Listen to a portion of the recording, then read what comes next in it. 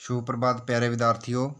बेटा हमने आपकी पाठ्य पुस्तक से पाठ नंबर 2 छोटा जादूगर है जो, ठीक है, उसके हमने कुछ बुक वर्क और कुछ शब्दों वाले क्वेश्चन किए थे। तो अब बेटा ये कुछ वाक्यों में उत्तर दो, ठीक है।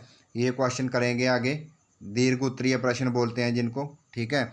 तो क्वेश्चन नंबर 1 है बेटा, छोटे जादूगर के माँ बाप कहाँ थे और किस हाल में थे। तो आपने लेसन में पढ़ा होगा कि छोटे जादूगर की माँ बीमारी की हालत में चारपाई पर लेटी रही थी, घर में ही थी। उसके पिता एक देशभक्त थे। उस समय देश भर में स्वतंत्रता प्राप्ति के लिए संघर्ष हो रहा था, आंदोलन चल रहे थे, ठीक है। अंग्रेजी सरकार ने देशभक्तों को जेल में बंद कर देती थी।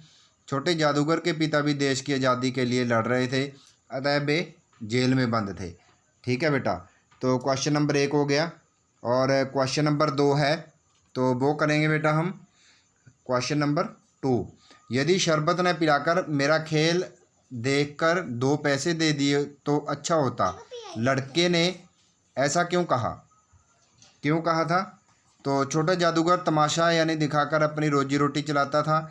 उसे शरबत से अधिक आवश्यकता भोजन की थी। वह खेल दिखाकर कमाए गए पैसों से अपनी माँ के लिए वह खुद के लिए भोजन जुटाता था। छोटा जादूगर स्वाभिमानी था, ठीक है। तो स्वाभिमानी है, वह मेहनत से पैसे कमाना चाहता है, वह भीख मांगने में विश्वास नहीं रखता। वह लेखक को क्या कहता है, लेखक को खेल दिखाकर पैसे कमाना चाहता है, इसलिए उसने लेखक से ऐसा कहा।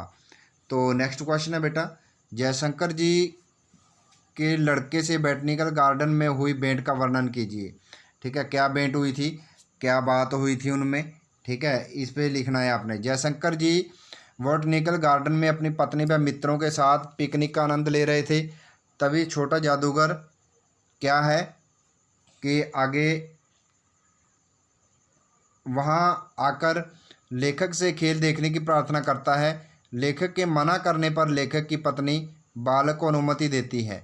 छोटा जादूगर क्या है, आगे कपड़ा बिछाकर रंगमंच सजाकर मेले में जीते खिलौनों से खेल दिखाता है। वह लट्टू और रस्सी से भी जादू के खेल दिखाता है।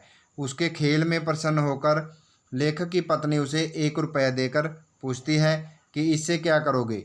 तो छोटा जादूगर प्रसन्न होकर बताता है कि वह 1 रुपये से पहले भरपेट पकौड़ी खाएगा और बचे हुए पैसों से वह एक सूती कंबल खरीदेगा। ऐसा कहकर छोटा जादूगर सबको नमस्कार करते हुए वहाँ से चला जाता है। तो बेटा ये आपके दीर्घ उत्तरीय प्रश्न हैं जो ये हो गए हैं, 3 हैं। तो आपने ये अपनी फेयर नोटबुक पे राइट करने हैं बेटा, और अच्छे से लर्न भी करने हैं, ठीक है बेटा। ओके।